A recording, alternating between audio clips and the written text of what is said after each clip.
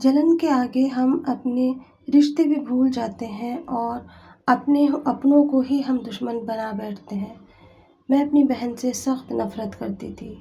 मेरी बहन मेरी दुश्मन बन चुकी थी। मैं उससे बिल्कुल भी प्यार नहीं करती थी। मेरे अंदर एक जलन की आग बचपन से लगी हुई थी। आखिर ऐसा क्यों? हर चीज़ में ये अव्वल है, हर चीज़ में मैं पीछे हूँ। बड़ी बाजी को हर कोई इज़्ज़त देता और हर कोई उसकी तारीफ़ें करता और वहीं पर मैं खामोश खड़ी हुई देखती रहती। हर कोई इसको आके कह जाता बेबोल है, मासूम है, इससे तो कुछ कहना ही नहीं आता और छोटी को तो ज़बान पंजों में लटकी हुई है। ये सारी चीज़ें मेरे अंदर नश्तर बन रही थी। मैं अंदर ही अंदर उससे किलसती। वो कुछ पका के लाती, मैं कीरी करती, फ़ी निकालती। उसके कपड़े अगर मेरे जैसे होते तो मैं उनके कपड़ों में कैंची मार देती, कहीं से काट देती तो कभी जला देती। ये जलन एक दिन से पैदा नहीं होती, इसका सिलसिला बचपन से ही चला था। अगर उसके और मेरे कपड़े थोड़े से भी एक जैसे हो जाते तो मैं कहती मेरा मुकाबला नहीं करना तो, मेरी बराबरी नहीं करना तो, जबकि मैं उसकी बराबरी करने काबिल नहीं थी। वक्त गुज़रता चला गया और मैं परेशान हाल इसी तरह से थी। हमारे अब रिश्ते की बातें चलने लगी। किस्मत की बात थी या फिर मैं क्या कहूँ आप लोगों से कि ऊपर वाले ने शायद एक ही कलम से किस्मत लिखी थी। हमारा रिश्ता एक ही घर के अंदर दो भाइयों से हुआ, हम दोनों बहनों का। बड़े भाई के यहाँ पर मेरी बड़ी बहन का रिश्ता हो गया और छोटे भाई के यहाँ मेरा। ये कोई गलत चीज़ तो नहीं थी, पर मैं इसे हज़म नहीं कर पा रही थी। मुझे वहाँ भी लग रहा था ये यहाँ पे भी मेरा मुकाबला करेगी और ये मुझे यहाँ पर भी नीचा दिखाएगी। हर कोई बड़ी बहू की आवभगत करेगा और छोटी को वही ज़िंदगी मिलेगी जो माँ के यहाँ। मैंने मना कर दिया, मैंने कहा मैं ये रिश्ता नहीं करूँगी। माँ बाप ने मुझे बहुत गुस्सा करा और कहा अच्छे रिश्ते किस्मत से मिलते हैं, तुम फूहड़ हो, तुम्हारा ऐब सारे तुम्हारी बहन छुपा लेगी, दूसरी कोई आ गई तो तुम्हारे लिए बहुत परेशानी साबित होगी। बस मैं भी खामोश हो गई और वक्त को हालात को उस पर छोड़ दिया। लेकिन जलन अपनी जगह पे अभी भी थी। शादी हुई, सारी चीज़ें हमारी एक जैसी आई, लेकिन मैं कहीं ना कहीं वो चीज़ को हज़म नहीं कर पा रही थी कि मेरी जैसे क्यों, मेरी जैसे नहीं आना चाहिए। जबकि मैंने अम्मी से कह के उसकी शादी के भी जोड़े और उसके जितने भी सामान थे थोड़े अलग अलग कराए थे, मुझे एक जैसा नहीं दिखना। खैर जब शादी होने के बाद में वहाँ पे भी यही सिलसिला शुरू हुआ। हर कोई उसे इज़्ज़त देता। वो थी इतनी अच्छी, हर काम में परफेक्ट। सुबह से लेके शाम तक वो सबका ख्याल रखती, खाने से लेके सोने तक का हर किसी का ध्यान रखती। वहीं मैं देर से सो के उठती, उठने के बाद अपनी अलझल अपनी बहन पे उतारती, फिर अपनी सास को खड़ी खोटी सुनाती और कह देती कि मुझे पता है तुम्हें यही अच्छी लगेगी, मैं घर पे भी अच्छी नहीं थी और यहाँ पे भी अच्छी नहीं। मेरी सास भी आंखें फाड़ के मुझे देखती कि कितनी ज़बान है, इससे मैंने अपने बेटे की शादी क्यों करी।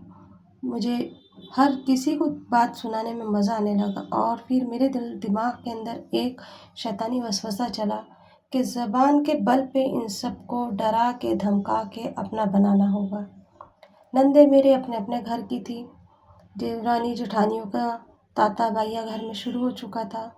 मैं हर वक्त अपनी बहन को परेशान करने की, नीचा दिखाने की कोशिश करती। वो खाना बनाती, मैं कभी मिर्चें तेज़ कर देती, कभी नमक। उसकी रोटियों को जब वो हट जाती तवे पे सेक के कड़क करती और दस्तरखान में छुपा देती। आटे के अंदर ज़रा सा रेत मिला के आटा गूंद के एक साइड रख देती और कहती कि इसने तो बनाई है। ये सारे हथकंडे मैंने अपनाने शुरू कर दिए, अपनी आवाज़ को बुलंद करना शुरू कर दिया। कपड़े चला के उसके अलमारी में जला देती और लगा देती। ये सारी चीज़ें मेरी सास बाखूबी देख रही थी और समझ रही थी, पर कहने के लिए वो ये सास थी ना, तो उसकी बात कौन मानता। मेरी एक सहेली बन गई जो मेरी ससुराल वाली थी, वो भी मुझे यही कहती कि जब से तेरी बहन आई है ना, तो अम्मी के तो मिजाज ही बिगड़ गए हैं। वो मेरी सास को अम्मी कहती थी, मेरी सास की मुँह बोली बेटी थी वो। और इस तरह से ना उसने मेरे एक दिन एक साजिश खेली। उसने मुझसे कहा कि ऐसे तो ज़िंदगी नहीं गुजरेगी तेरी, اور پھر تو میرے ساتھ ایک جگہ چل۔ میں نے کہا کہاں؟ تو کہنے لگی بس جہاں کہہ رہی ہوں وہاں چل۔ اسی بیچ میں میری بہن حاملہ تھی، اس کے کچھ دن چڑھے تھے امید کے، اور مجھے ابھی بھی کچھ امید نہیں تھی۔ میں نے سوچا شاید بچہ ہوگا تو میری بھی عزت ہوگی اور مجھے بھی مان سمان ملے گا۔ اس نے مجھے بھی یہی لالچ دیا کہ وہاں جاؤ گی تو جلدی گود بھرے گی، اور میں چل دی اس کے ساتھ۔ وہ ایک بابا کی کٹیا تھی۔ بابا اندر سے چیخ و پکار کی آوازیں آ رہی تھی۔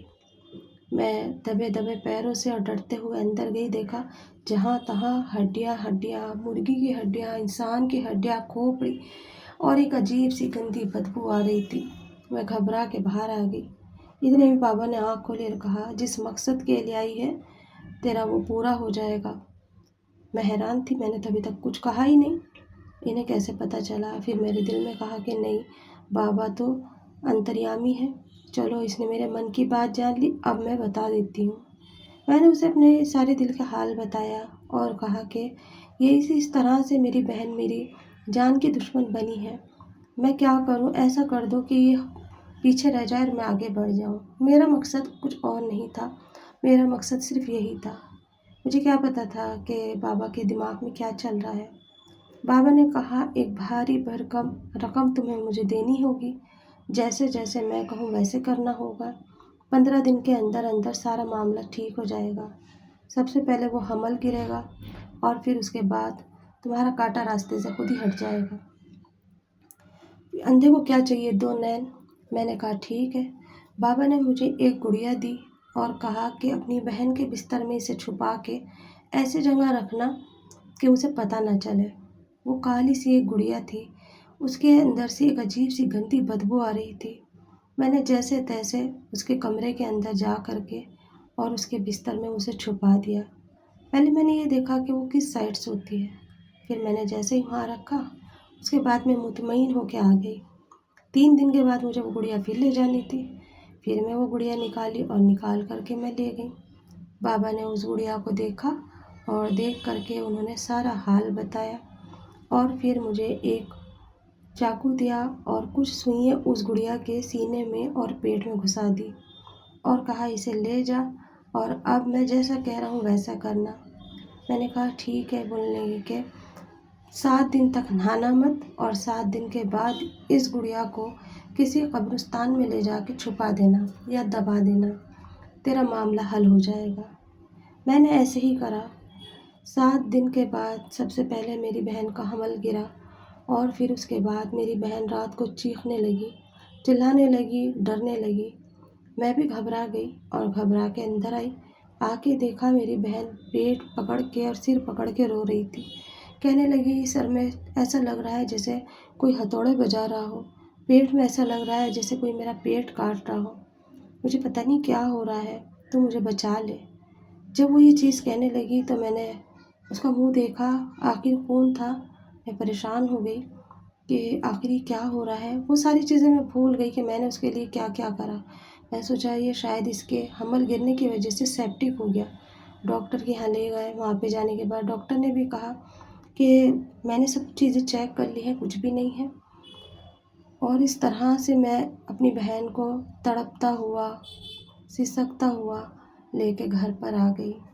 گھر آنے کے بعد جب تک انجیکشن لگا رہتا میری بہن خاموش رہتی، سوتی رہتی، اور جیسے ہی رات کے 12 بجتے اچانک اس کی آنکھ کھل جاتی اور وہ چیخ پکار ایک کرنے لگتی۔ یہی عالم چلتا رہا، اور پھر اس کے بعد ایک دن اچانک میری بہن سوتی کی سوتی رہ گئی۔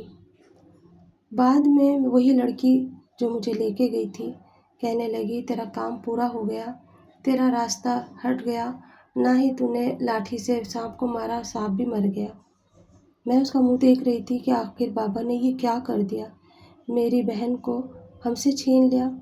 جس ٹائم میری بہن کا انتقال ہوا میں بہت رو رہی تھی، اور اندر سے ایک عجیب سی بے چینی تھی کہ شاید یہ وہی جادو کا عمل تو نہیں، لیکن دل ماننے کو تیار نہیں تھا۔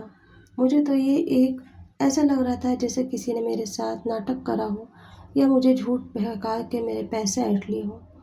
یہ نہیں پتہ تھا کہ واقعی میں وہ کالا جادو تھا اور اس نے ہم سب کی خوشیاں چھین لی تھی۔ جی جا جی بالکل زندگی سے نروس ہو چکے تھے۔ ماں بے جان ہو چکی تھی، باپ کو ایسا لگ رہا تھا جیسا ابھی مر جائے گا، اور ساس میری گمسم ہو چکی تھی۔ یہ پچھتاوا آج بھی مجھے کھاتا ہے اندر ہی اندر، نہ میرے ہاتھوں سے یہ گناہ کیسے ہو گیا۔